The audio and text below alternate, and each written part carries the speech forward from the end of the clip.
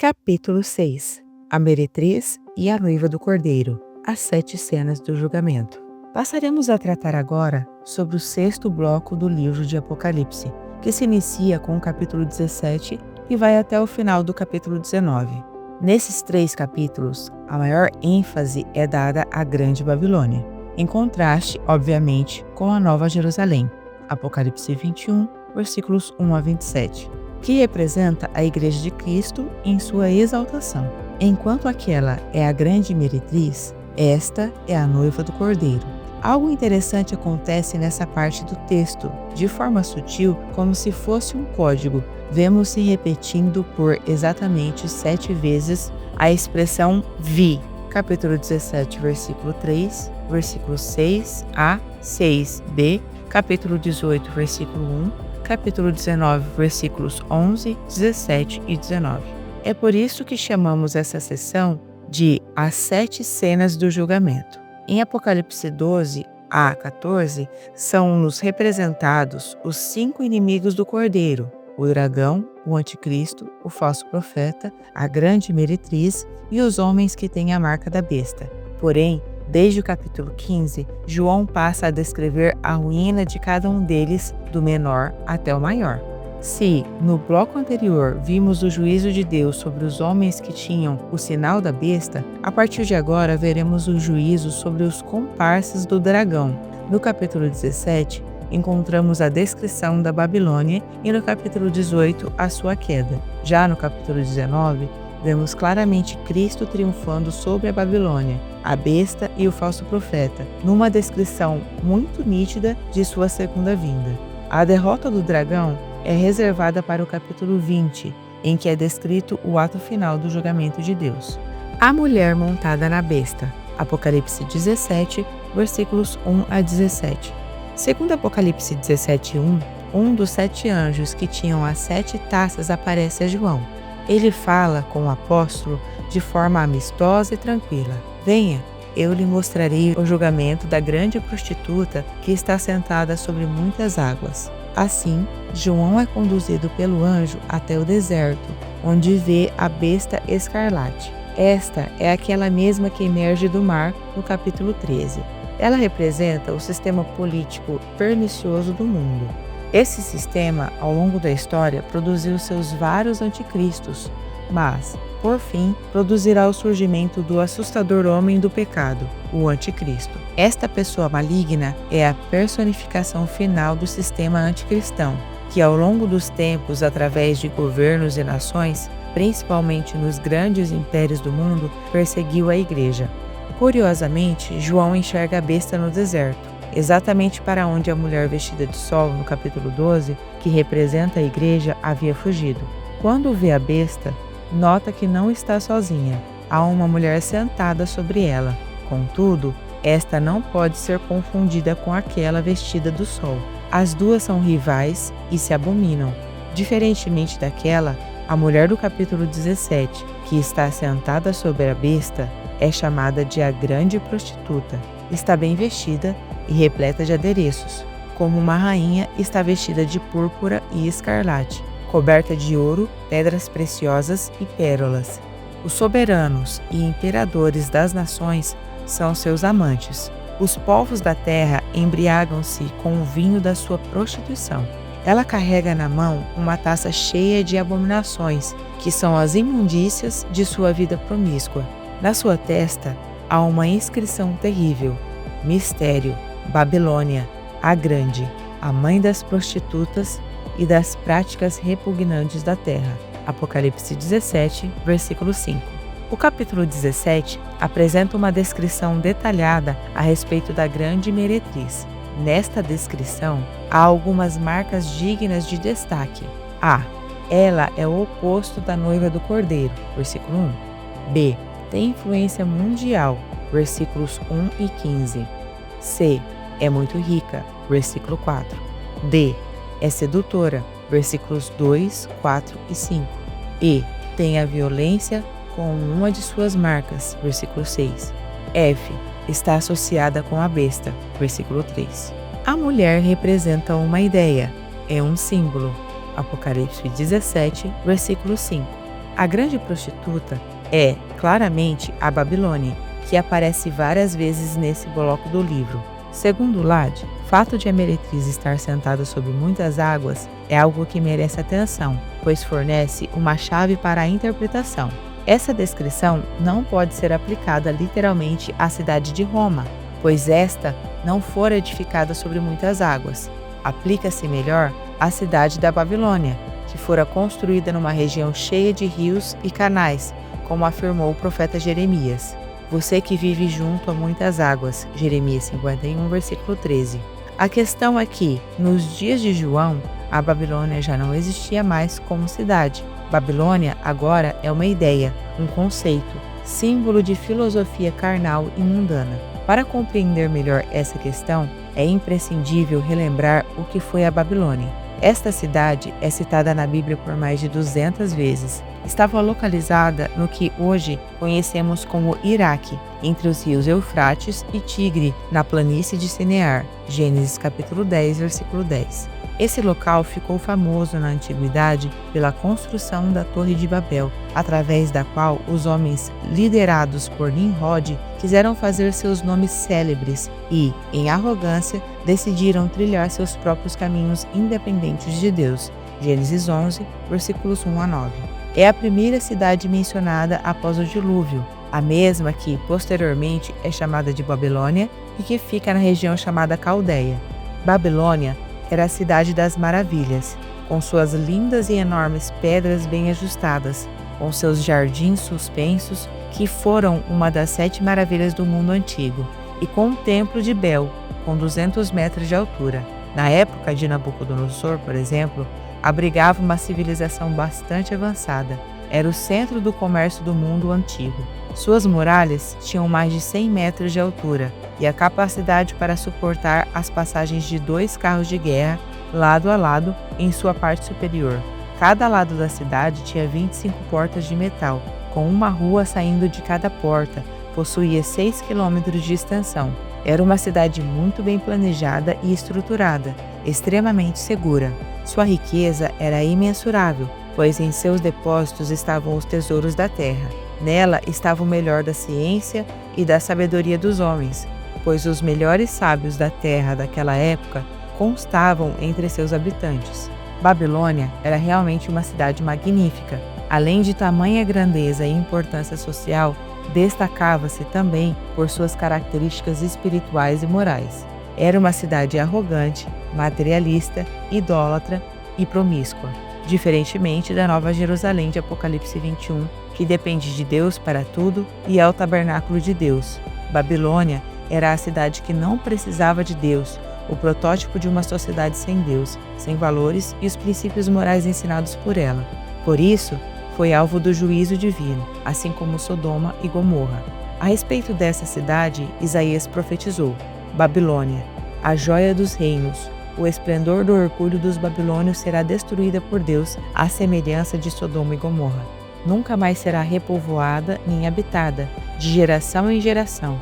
O árabe não armará ali a sua tenda, e o pastor não fará descansar ali o seu rebanho. Mas as criaturas do deserto lá estarão, e as suas casas se encherão de chacais. Nela habitarão corujas e saltarão bodes selvagens. As hienas uivarão em suas fortalezas, e os chacais em seus luxuosos palácios. O tempo dela está terminando, e os seus dias não serão prolongados. Isaías 13, versículos 19 a 22.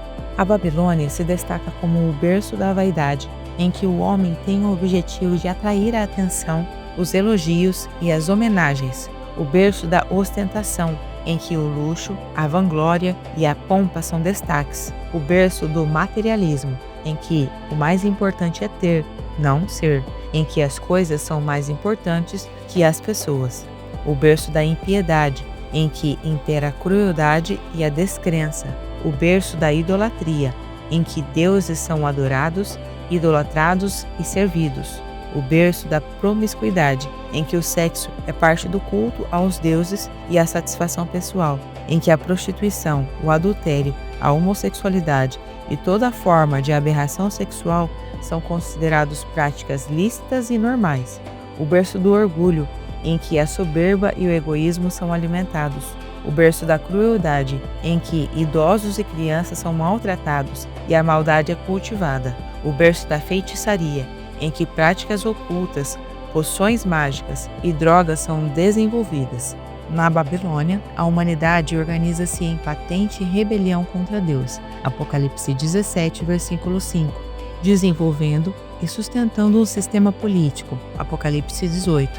Promovendo a unificação de poderes, desenvolvendo forças organizacionais e militares, desenvolvendo um sistema econômico. Apocalipse 18. Criando a unificação de moedas para a distribuição de renda e a unificação econômica, e desenvolvendo um sistema religioso através da idolatria e do ecumenismo. Apocalipse 17. Nela encontramos traços da sociedade atual. Na verdade, em nossos dias encontramos sinais ainda mais avançados de uma Babilônia viva e atuante. É isso mesmo. Babilônia agora é uma ideia, um conceito. É a filosofia de vida regente no mundo, aquilo que chamamos de mundanismo. De acordo com Hendrickson, a Babilônia, portanto, representa o mundo como o centro de indústria, comércio, arte, cultura, etc., por meio do que busca atrair e seduzir os crentes, isto é, afastá-lo de Deus. Ela simboliza a concentração da luxúria, do vício, das atrações deste mundo. Ela é a personificação da concupiscência da carne, da concupiscência dos olhos e da soberba da vida. 1 João 2,16, que seduzem os homens e os levam a adorar o que não é Deus. Segundo Lopes, a Babilônia de Apocalipse 17:18 é mais um símbolo do que um lugar. Faz menção à Babilônia dos tempos de Babel, à Babilônia de Nabucodonosor, senhora do mundo, a Roma dos Césares e a todos os impérios do mundo que se levantaram contra Deus e a sua igreja. A Babilônia, nestes capítulos, não é apenas a escatológica, mas também a atemporal, o mundo como centro de sedução em qualquer época. Ela é um símbolo da rebelião humana contra Deus. É o sistema mundano que se opõe a Deus. É a esse sistema que Paulo está se referindo quando escreve: não se amoldem ao padrão deste mundo, mas transformem-se pela renovação da sua mente, para que sejam capazes de experimentar e comprovar a boa, agradável e perfeita vontade de Deus. Romanos 12:2. Ao desenvolver essa ideia representada pela Babilônia, Lloyd Jones faz o seguinte comentário desses capítulos de Apocalipse que estamos analisando. Pensem no mundo, pensem no mundanismo, vejam-no nas ruas de qualquer cidade grande, vejam-no e ponderem-no nos noticiários, vejam-no nos assim chamados informes da sociedade e em particular, e então, uma vez feito isso, venham e leiam estes capítulos reveladores. Vejam o adorno, a riqueza, a luxúria, a própria devassidão do mundo. Vejam a ostentação de si mesmo e de seus grandes homens e mulheres. Eis toda a sedução do mundo, o resultado da ação da grande meretriz que chama e atrai reis, príncipes, ricos mercadores e igualmente pessoas comuns. É-nos fornecido um quadro perfeito do mundo à parte de Cristo, blasonando, gabando de sua riqueza, blasonando de sua alimentação, de seus banquetes, de seus carros, de seu equipamento, de seu vestuário e de sua beleza e sua glória. Mas logo em seguida, leiam o que lhe acontecerá. Leiam como será destruído total e absolutamente. Se ao menos compreendêssemos esse ensino, jamais nos sentiríamos tentados outra vez pelo mundanismo. A Babilônia é sedutora. Os reis e os habitantes da terra foram atraídos pela sua tentadora presença e se embriagaram com o vinho da sua prostituição. Apocalipse 17, versículo 2. Sobre isso, um detalhe de sua descrição chama-nos a atenção. O texto diz que ela segurava um cálice de ouro em suas mãos. Apocalipse 17, versículo 4b. Um cálice ou uma taça de ouro induzem as pessoas a beberem, pois se supõe que, em taça tão preciosa, esteja servindo também uma bebida preciosa. Contudo, esse cálice está cheio de coisas repugnantes, abominações e da impureza de sua prostituição. Apocalipse 17, versículo 4c. Tudo que é usado pelo mundo para afastar o cristão de Deus está nesse cálice da meretriz: a pornografia, a luxúria, a fama, o poder, o dinheiro fácil, o sexo ilícito, o consumismo desenfreado, a ilusória alegria das festas, das drogas e das bebidas, e assim por diante. Cada um é tentado em áreas diferentes da vida. Cada um tem sua própria tentação. A Babilônia tem um produto certo para atrair cada cristão. As palavras de Jesus são um alerta quanto a isso. Venho sem demora. Conserva o que tens, para que ninguém tome a sua coroa. Apocalipse 3, versículo 11. A besta que está associada à mulher. Apocalipse 17, versículos 6 a 14. A besta vista por João, montada pela meretriz, é a mesma que emergiu do mar, conforme os versículos 1, 7 e 8 do capítulo 17 e conforme Apocalipse 13, versículos 1 a 10. Essa besta recebe o trono do dragão, seu poder e sua autoridade. É temida e ninguém é considerado capaz de enfrentá-la. Recebe a adoração de pessoas de todos os povos e nações. Trata-se de um sistema de governo anticristão e uma pessoa. A besta é uma expressão de todo o governo anticristão que persegue a igreja ao longo dos séculos e será um homem escatológico que receberá o poder do dragão para governar por um breve tempo. Se fizermos uma leitura atenciosa de Apocalipse 13, versículos 1 a 10, veremos que a besta e a meretriz têm muitas coisas em comum. Elas aparecem juntas em Apocalipse 17, versículo 3, porque uma depende da outra. Essa besta, como se sabe, é o sistema político e governamental que dá sustentação à ideia que Babilônia representa, o mundanismo.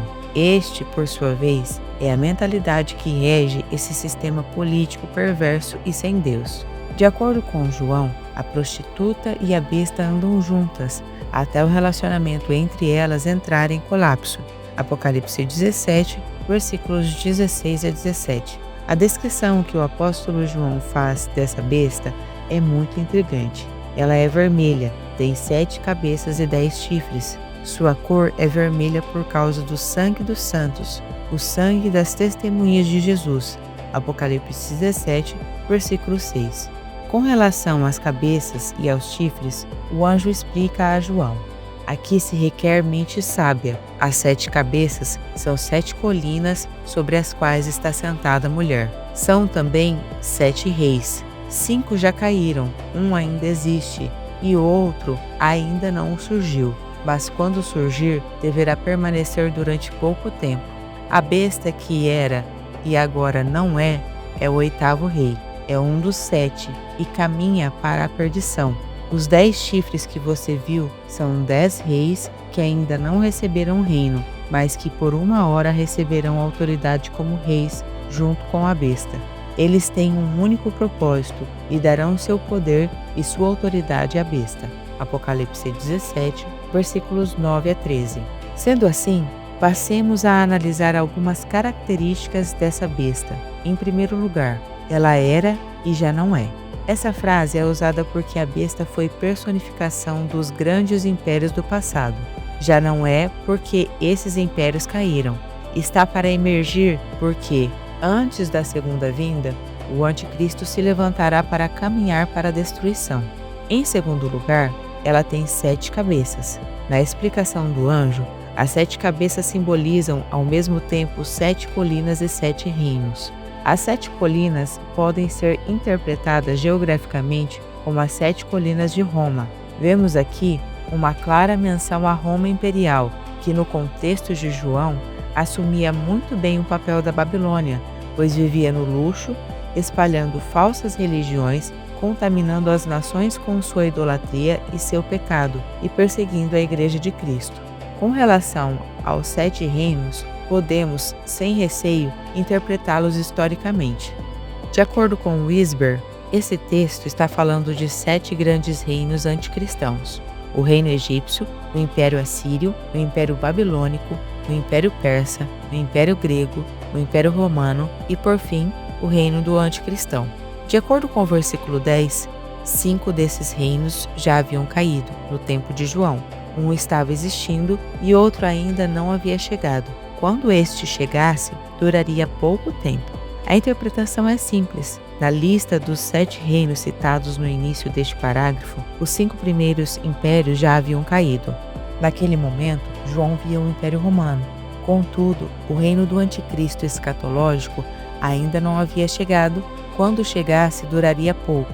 Em terceiro lugar, ela tem 10 chifres. Chifre significa poder e autoridade. Esses 10 chifres, segundo o versículo 12, são 10 reis da terra. Representam todos os governos e autoridades da terra que darão sustentação ao reinado do anticristo, que surgirá no fim dos tempos. A decepção com a grande meretriz. Apocalipse 17, versículos 15 a 18.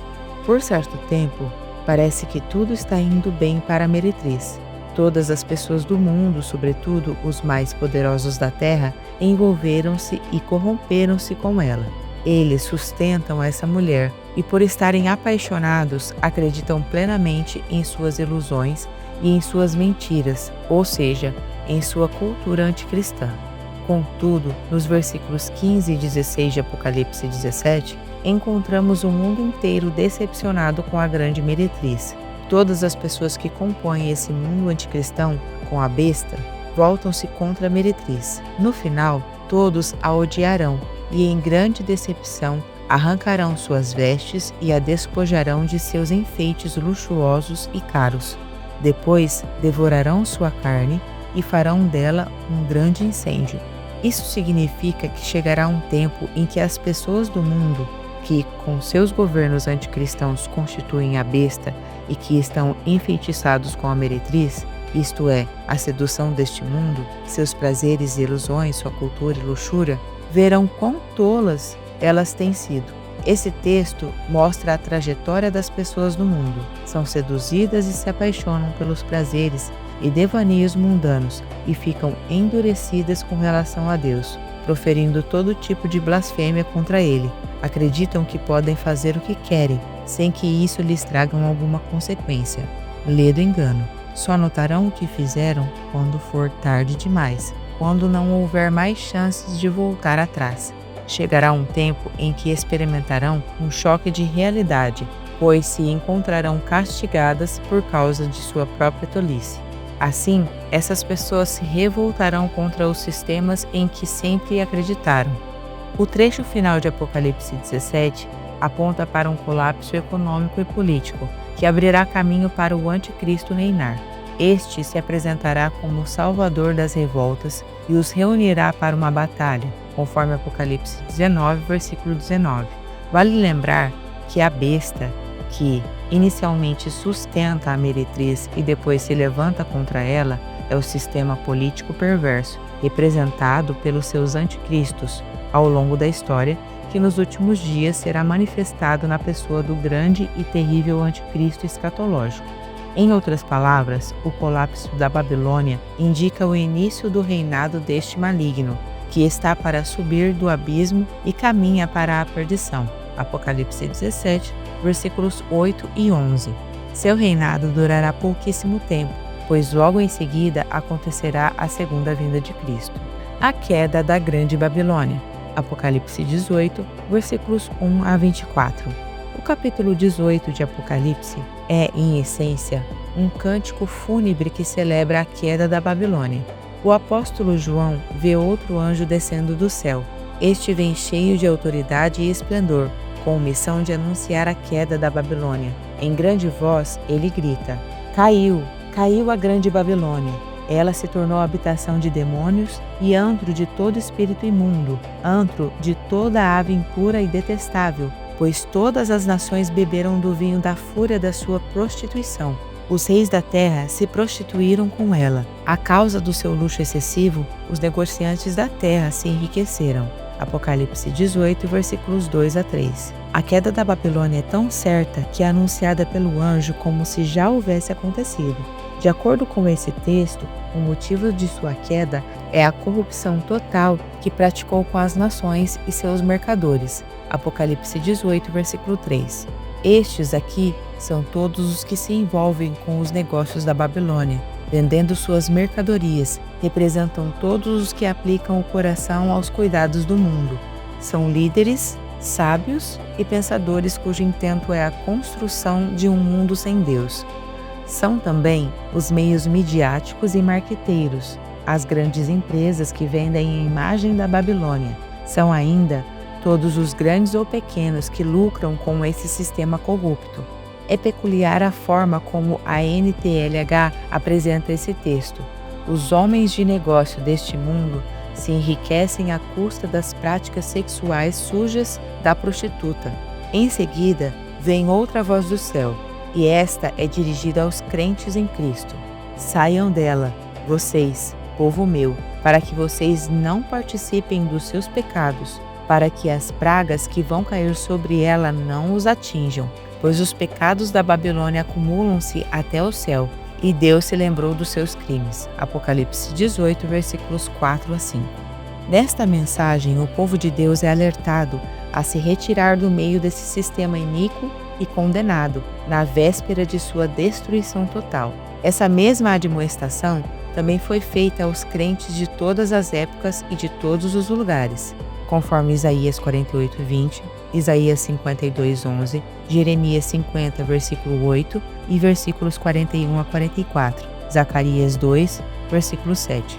A voz que vem do céu diz que qualquer cristão que tiver algum tipo de relação ou envolvimento, por mínimo que seja com a meretriz, também participará dos castigos reservados a ela.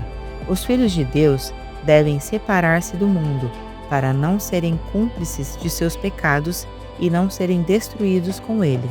No versículo 6, lemos que a Babilônia receberá em dobro a paga de suas obras, o que indica a gravidade dos pecados praticados por ela.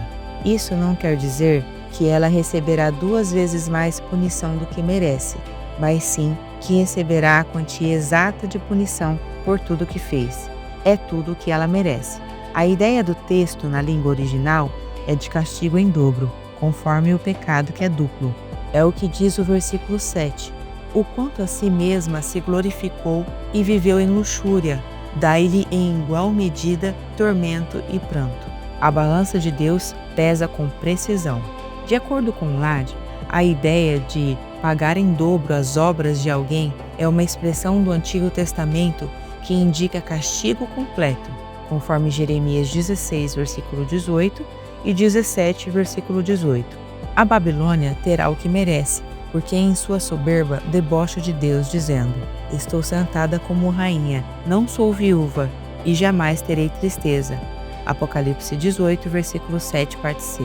Diz o texto que, por causa disso, seu julgamento virá em um só dia e causará morte, pranto e fome. Apocalipse 18, versículo 8. O Todo-Poderoso Senhor é quem a castigará com fogo. O restante do capítulo 18 pode ser resumido em 2 reações distintas da plateia que assiste à queda da Babilônia: lamentação e celebração.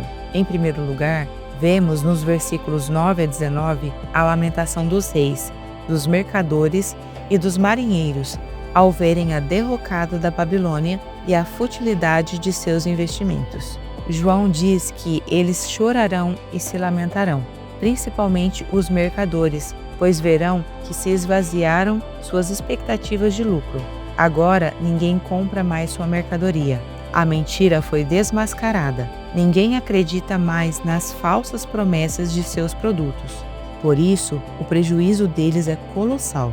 É impressionante a lista de produtos comercializados por eles na Babilônia. Artigos como ouro, prata, pedras preciosas e pérolas, linho fino, púrpura, seda e tecido vermelho, todo tipo de madeira de cedro e peças de marfim, madeira preciosa, bronze, ferro e mármore, canela e outras especiarias, incenso, mirra e perfumes, vinho e azeite de oliva, farinha fina e trigo, bois e ovelhas, cavalos e carruagens, e corpos e almas de seres humanos. Apocalipse 18, versículos 12 a 13. Isso mostra que a abrangência da Babilônia alcança todo o comércio mundial. Tem muito a ver com todo esse sistema consumista e materialista vigente, que nos últimos dias entrará em colapso. Por isso, ao verem o sistema destruído, os negociantes lamentarão o desaparecimento súbito e definitivo de sua riqueza, de seu esplendor e de toda a chance de ganho. Em segundo lugar, vemos nos versículos 20 a 24 a celebração dos céus e do povo de Deus por causa de sua justiça. Diz assim a palavra: celebrem o que se deu com ela, ó céus. Celebrem, ó santos, apóstolos e profetas. Deus a julgou, retribuindo-lhe o que ela fez a vocês. Versículo 20. Não podemos estranhar esse convite à celebração feito aos mártires, pois a queda da Babilônia acontece muito perto da volta de Cristo e da ressurreição dos salvos. O que fica nítido no texto é o contraste. Enquanto os impérios choram na terra, há grande júbilo nos céus, pois, enfim, o Senhor julgou a Babilônia e se vingou dela por terem maltratado os santos, os apóstolos e os profetas. Essa celebração é tema principal de Apocalipse 19, capítulo que analisaremos a partir de agora. As bodas do Cordeiro e a Igreja, Apocalipse 19, versículos 1 a 10. O capítulo 19 começa com um tom de triunfo. É mais uma pausa para dar esperança e alento ao leitor do Apocalipse. Nesse capítulo, lemos que depois destas coisas, João ouve nos céus algo semelhante à voz de uma grande multidão. São os anjos celebrando a vitória de Deus sobre a meretriz Babilônia. Apocalipse 19, versículos 1 a 6. Veja o que o texto diz. Aleluia! A salvação, a glória e o poder pertencem ao nosso Deus, pois verdadeiros e justos são os seus juízos. Ele condenou a grande prostituta que corrompia a terra com a sua prostituição. Ele cobrou dela o sangue dos seus servos. Apocalipse 19, versículos 1 e 2. Além deste, há um motivo ainda maior para festejar. Cristo está vindo em glória para tomar para si a sua noiva. Essa é uma das cenas mais belas do livro. Observe o que está registrado nos versículos 6 a 9. Então ouvi algo semelhante ao som de uma grande multidão, como o estrondo de muitas águas e fortes trovões, que bradava: Aleluia! Pois reina o Senhor nosso Deus, o Todo-Poderoso. Regozijemo-nos, vamos alegrar-nos e dar-lhe glória, pois chegou a hora do casamento do Cordeiro e a sua noiva já se aprontou. Para vestir-se foi-lhe dado linho fino, brilhante e puro. O linho fino são os atos justos dos santos. E o anjo me disse: escreva: felizes os convidados para o banquete do casamento do Cordeiro. E acrescentou: estas são as palavras verdadeiras de Deus. Você já recebeu um convite de casamento? Esse tipo de convite segue sempre o mesmo padrão. Pais e noivos chamam familiares e amigos para celebrar um dia muito especial. Assim, por mais simples que seja o convite de casamento, sempre transmite a ideia de felicidade e realização.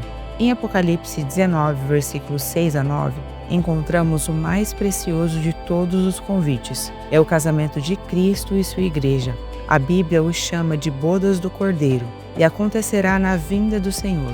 Na cultura dos hebreus, um casamento ocorria basicamente em duas fases: o noivado e o casamento. O noivado inicia com um compromisso sério, firmado entre os pais dos noivos. Daquele momento em diante, mesmo sem ter nenhuma intimidade, eles já eram considerados legalmente casados. Qualquer infidelidade durante o noivado era considerada adultério. Só depois de certo tempo é que ocorria o casamento propriamente dito, quando o noivo ia em procissão até a casa da noiva e a levava para a casa dele, e lá ocorria um grande banquete. É essa a imagem que a Bíblia usa em Apocalipse 19. Uma alegria inefável. Apocalipse 19, versículo 7. Veja como o versículo 7 começa: alegremo-nos, exultemos e demo-lhes a glória, porque são chegadas as bodas do Cordeiro. Aqui, os verbos alegrar e exultar comunicam a ideia de ser feliz e regozijar-se exuberantemente. Aparecem juntos somente mais uma vez na Bíblia: regozijai-vos e exaltai, porque é grande o vosso galardão nos céus. Pois assim perseguiam aos profetas que viveram antes de vós. Mateus 5:12. Nas duas citações, a mensagem é a mesma. Os dias podem ser difíceis e escuros. O rosto pode estar molhado de lágrimas, mas ainda não é o fim. Dias melhores virão. Alegre-se, o noivo está chegando. Cristo está voltando para buscar a sua noiva, a igreja. Esse será o dia mais feliz do mundo. Sabemos que, ao redor do mundo, em meio a diversas culturas e muitas gerações, encontramos costumes diferentes em torno do casamento. Contudo, independentemente do tempo e do lugar, há um sentimento sempre presente nessa festa: é a alegria. Será assim também nas bodas do Cordeiro. A festa de um casamento judaico poderia demorar muitos dias, mas a do casamento de Cristo com a Igreja permanecerá por toda a eternidade, uma alegria que nunca se acaba. O preparo necessário. Apocalipse 19, versículo 8. É claro que aquele dia será alegre somente para os que estiverem preparados na volta de Jesus. Sobre isso, a figura do casamento judaico tem muito a nos ensinar. Por exemplo, entre o noivado e o casamento havia um intervalo designado à preparação. Nesse período, o noivo buscava recursos e pagava o dote ao pai da noiva. Por outro lado, a noiva se preparava e se adornava para receber seu noivo. No caso de Cristo e sua igreja, ele já pagou o dote por ela. O preço foi o seu próprio sangue. Atos 20, versículo 28. E a igreja, como deve se preparar? Veja o que nos diz o texto: cuja esposa a si mesma já se ataviou, pois lhe foi dado vestir-se de linho finíssimo, resplandecente e puro, porque o linho finíssimo são os atos de justiça dos santos. Apocalipse 19, versículo 7, parte C a 8. Aqui há duas preciosas verdades. A primeira é que ela enfeitou o seu próprio vestido, santificando-se e desenvolvendo a salvação, conforme Filipenses 2,12. Mas a segunda verdade, e a mais profunda, é que lhe foi dado, ou seja, Deus trabalhou nela e a santificou, Filipenses 2,13. Sobre isso, afirmou Paulo: Cristo amou a igreja e entregou-se por ela para santificá-la e para apresentá-la a si mesmo como igreja gloriosa sem mancha, mas santa e inculpável. Efésios 5, versículos 25 ao 27. Sem o convite não entra. Apocalipse 19, versículo 9, parte A. Após descrever a sua visão com respeito à alegria e ao preparo do casamento celestial, o apóstolo João passa a tratar sobre o convite.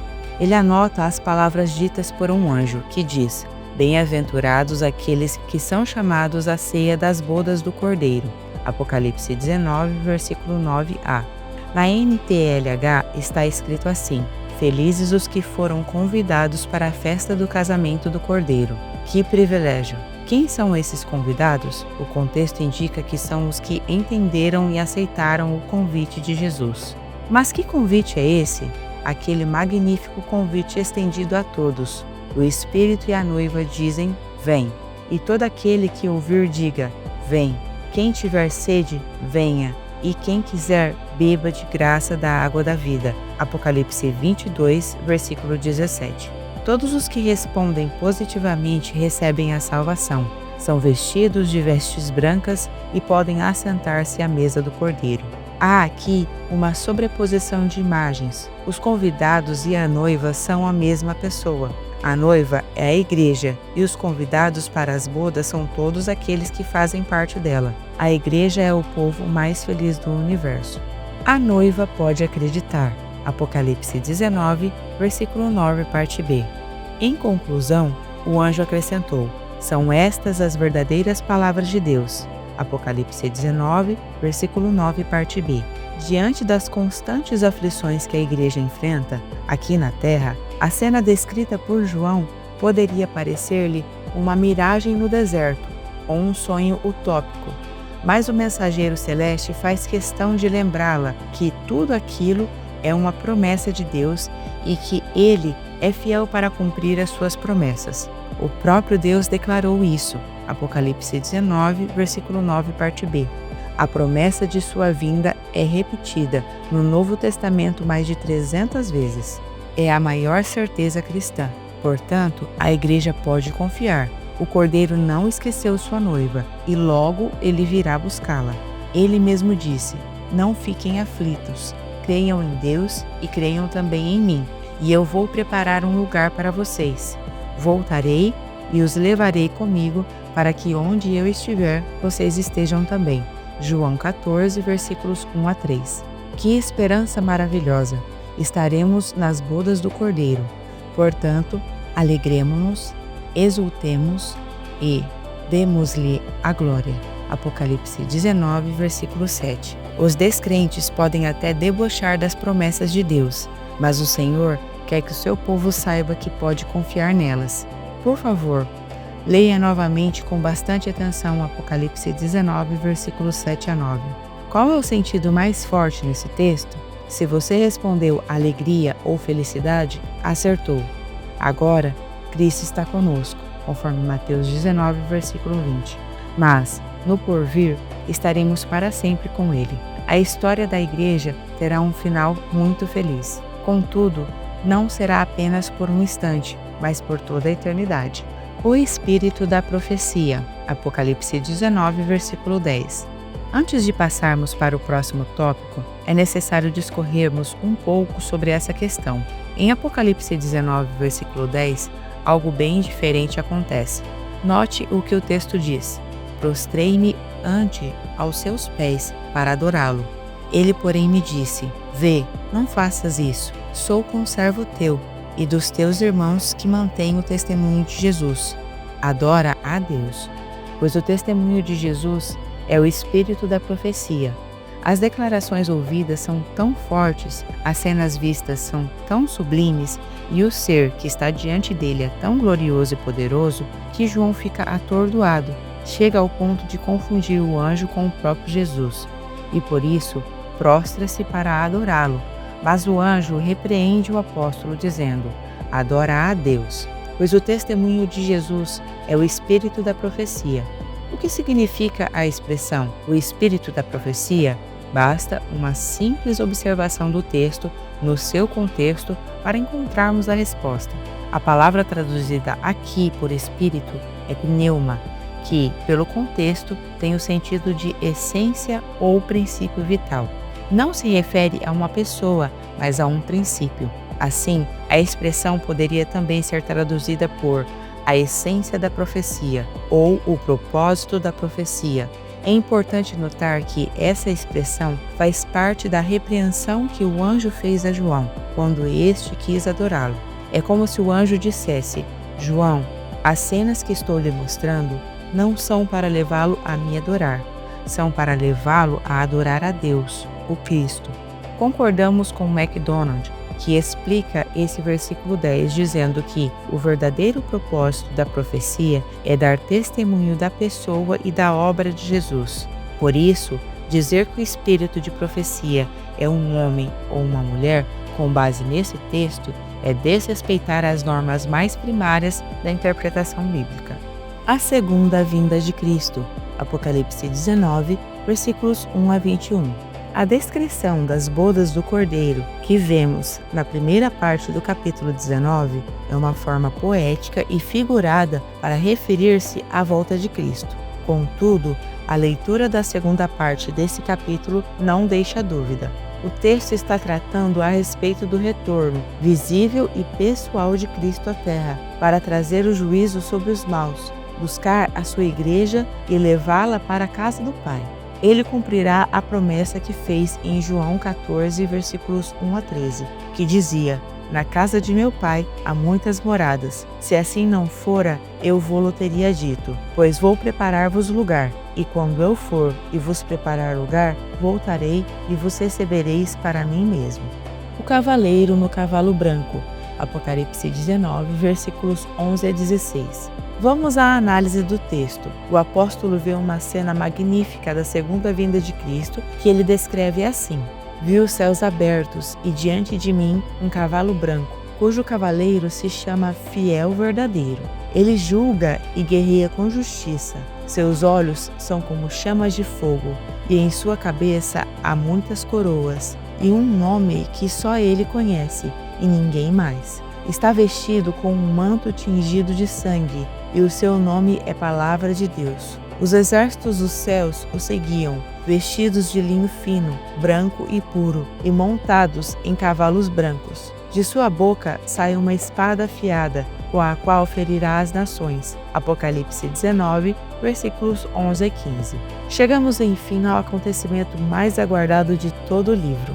João vê uma grande abertura nos céus, por onde Cristo desce, montado em um cavalo branco, tal como já havia sido descrito em Apocalipse 6, versículo 2. Ele é chamado de fiel e verdadeiro. De fato, é fiel às promessas e verdadeiro quanto ao seu próprio caráter. Por isso, ele julga e peleja com justiça, como diz o texto. A descrição de seus olhos como chamas de fogo, segundo Lade, significa que seu olhar prescuta tudo. A vida humana está cheia de mistérios e enigmas sem solução, mas os olhos de Cristo passam por tudo. Nada lhe é oculto. Já os muitos diademas em sua cabeça são a sua coroa de rei. Ele a usa porque é Rei dos reis e Senhor dos senhores. Apocalipse 19, versículo 14. Agora, não vem como servo, vem como Senhor e Rei. Não é mais advogado, agora é o grande juiz que vem dar sentença. De acordo com o versículo 14, Cristo vem acompanhado pelos exércitos do céu. Trata-se dos anjos de Deus. Eles também virão vestidos de branco e montados em cavalos brancos. A presença de anjos no dia apocalíptico é uma ideia recorrente na Bíblia, como pode ser visto em Zacarias 14:5, Marcos 8:38, Lucas 9:26, 1 Tessalonicenses 3:13, 2 Tessalonicenses 1:7. As roupas brancas e puras dos exércitos celestiais mostram que eles compartilham da vitória do Cordeiro. Contudo, nesse texto, nada é dito sobre a participação deles na batalha, pois esta pertence apenas ao Cristo glorioso. É possível que a função dos anjos aqui seja a de acompanhar o noivo em cortejo e depois levar a noiva ao seu encontro. No versículo 15, João diz que da boca do cavaleiro sai uma espada afiada, com a qual ferirá as nações. Sobre tal afirmação, Lade comenta que a única arma usada na batalha é a palavra de Deus. O interessante é que no versículo 13, o próprio Cristo é chamado de Palavra de Deus. Ele é o Verbo ou o Logos de Deus. João 1:1. Ele é a própria palavra que julgará o mundo. Por isso, a simples presença de Cristo na terra será a ruína dos ímpios. Eles não suportarão vê-lo em sua total pureza e santidade e se desfarão diante da sua glória. 2 Pedro 3:10. Cremos que esse momento coincide com o arrebatamento da igreja, conforme está descrito em 1 Tessalonicenses 4, versículos 16 a 17. Pois, dada a ordem, com a voz do arcanjo e o ressoar da trombeta de Deus, o próprio Senhor descerá dos céus, e os mortos em Cristo ressuscitarão primeiro. Depois, nós, os que estivermos vivos, seremos arrebatados com eles nas nuvens, para o encontro com o Senhor nos ares, e assim estaremos com o Senhor para sempre. Nessa ocasião, conforme esse texto acima, Cristo não pisará na terra, ele ficará suspenso nos ares. Contudo, quando aparecer em meio às nuvens do céu, a glória de sua presença mostrará a diferença entre os justos e os ímpios, entre os que servem a Deus e os que não servem, entre as ovelhas e os bodes. Os mortos de Cristo ressuscitarão em corpos gloriosos, conforme 1 Coríntios 15:42.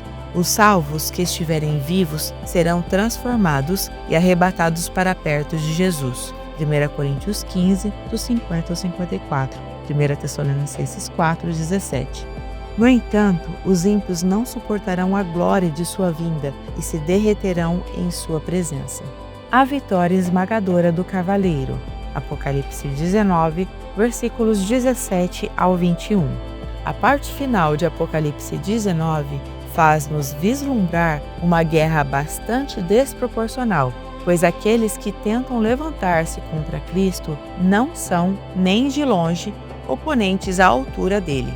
Tanto é assim que, nos versículos 17 e 18, João vê um anjo trazendo uma mensagem que mais parece um escárnio. A impressão é que o anjo está debochando dos inimigos de Deus. A razão é simples: a besta reúne os seus exércitos para guerrearem contra aquele que está montado no cavalo e contra o seu exército. Apocalipse 19, versículo 19. Contudo, a batalha não acontece, pois Cristo, em sua vinda, derrota o oponente com o sopro de sua boca.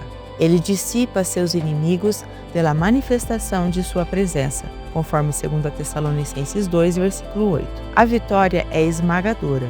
Os adversários não suportam nem o primeiro round. Assim, a besta e o falso profeta são lançados no lago de fogo.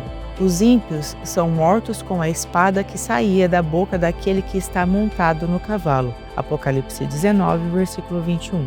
Esses ímpios permaneceram nesse estado até o fim do milênio, conforme Apocalipse 20, versículo 5. Depois, Deus permitirá que voltem à vida para receberem o castigo final.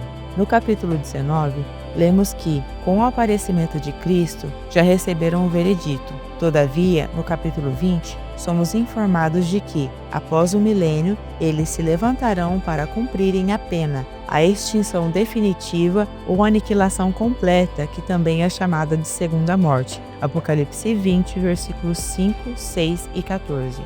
Contudo, resta um inimigo. O líder maior ainda permanece. É o dragão, a antiga serpente, Satanás. O que é dele está guardado. Sua destruição é descrita em detalhes na seção final de Apocalipse. Ele será amarrado por um tempo e depois será solto, para também ser exterminado.